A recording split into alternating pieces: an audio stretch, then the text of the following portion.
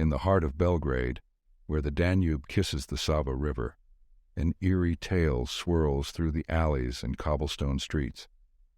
People whisper about the Serbian dancing lady, a mysterious figure dancing in the shadows late at night, clad in a traditional Serbian dress. Her movements fluid and rhythmic, resembling a Serbian kola, a testament to her nation's rich cultural heritage. This is her story.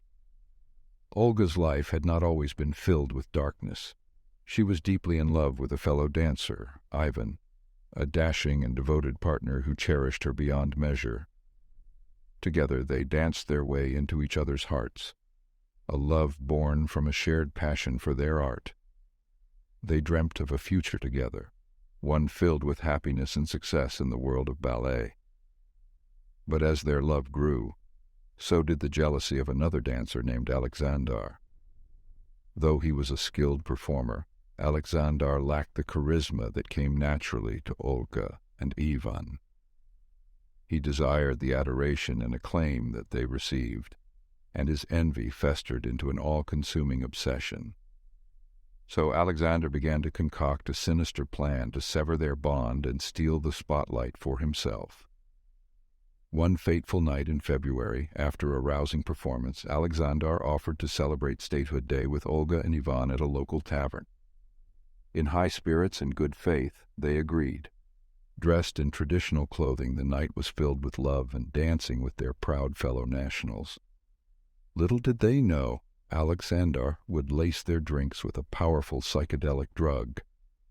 As the night wore on, Olga and Ivan felt their senses clouding, their heads growing heavy from drinks and their legs tired from all the dancing. Alexander, seizing the opportunity, spun a web of deceit, convincing the couple that he had to show them a special place they could rest. He led the dashing couple to a secluded spot by the Danube, hidden from onlookers and witnesses to the crime he was about to commit. Under the moonlit sky, Alexander sprung his trap. Presenting a knife, he struck Ivan from behind, piercing his back and shoving him to the side. In shock, Olga tried to scream, but Alexander quickly silenced her with a strike from the back of his hand. Her world spun as the pain radiated across her face, her vision going black as she hit the ground. The surprise of the attack had left Ivan momentarily stunned, but his love for Olga fueled his determination to fight back, the drugs and alcohol dulling any pain. As the men fought, the sound of their grunts and the clashing of fists was drowned by a sudden rain, smattering on the water below. Ivan, though injured, fought with a ferocity born from love and desperation. As they grappled, he managed to disarm Alexander, sending the knife clattering to the ground. Olga, regaining her senses, scrambled towards it, her fingers brushing the cold steel. Just as Ivan landed a powerful blow that sent Alexander stumbling back, Olga grabbed the knife and lunged at their attacker. Her fierce determination caught Alexander off guard, and he barely managed to deflect her attack. The knife slashed through the air, grazing his arm and drawing blood. Alexander let out a furious cry, his eyes filled with rage and disbelief. Meanwhile, Ivan, summoning the last of his strength, charged at Alexander with a primal roar. The two men clashed near the edge of the riverbank, their bodies entwined in a dance of violence and death. Olga watched in horror, her breath caught in her throat, as the struggle unfolded before her. In the chaos, both Ivan and Alexander lost their footing, the loose, wet earth giving way beneath them. They tumbled into the dark depths of the Danube, their screams swallowed by the river's water. Olga lunged forward, her fingers grasping futilely at the empty air, as she watched the love of her life and his assailant disappear beneath the surface, vanishing forever into the murky depths. The assault left Olga's body battered and bruised, but the true damage was done to her psyche. Her mind fractured, the drug's lingering effects twisting her memories and senses.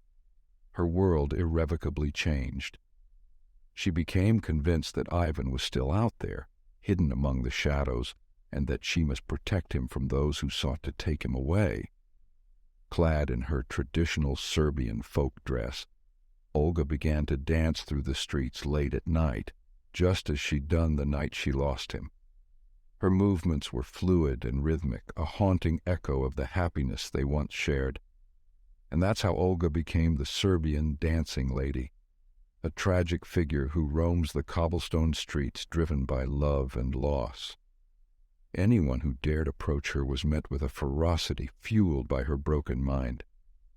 She believed they were there to take Ivan away, and she would do anything to protect him. The city's residents have learned to keep their distance, watching from afar with a mixture of pity and fear. Rumors of the Serbian dancing lady have spread throughout Belgrade, and from there to the rest of the world, her story weaving itself into the fabric of this proud people's folklore.